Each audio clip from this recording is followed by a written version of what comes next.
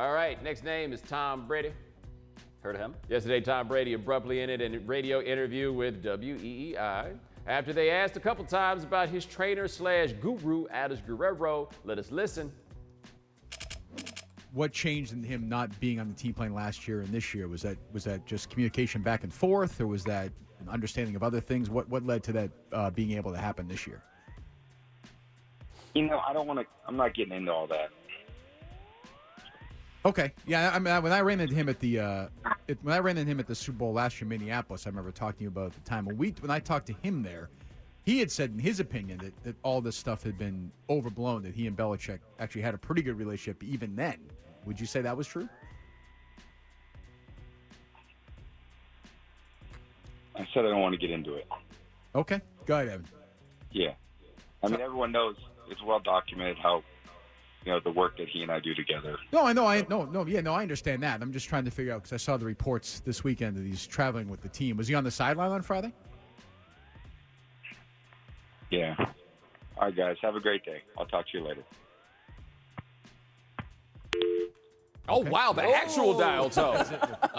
What does it say about Brady that he's so uncomfortable talking about this? He knows why this is an object of fascination. He is smart enough to realize that the reason we all keep asking about Alex Guerrero, his intimate friend, his business partner, the godfather, I believe, to his kids, and the guy who was the source of all of this controversy that we talked about endlessly for so many months, it's because there's a real question, right? What is he doing?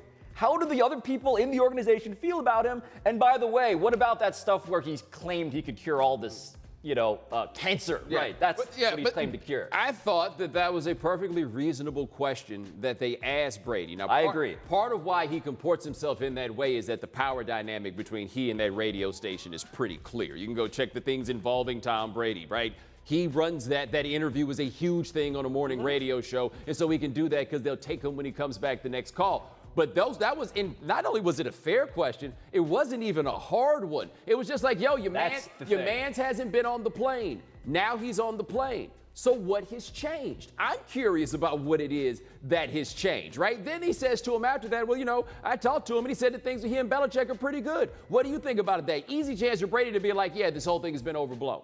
Instead, he ran off the phone. I feel like he made things worse than the question ever could have. It seemed like the quarterback doth protest too much. Have an answer for this.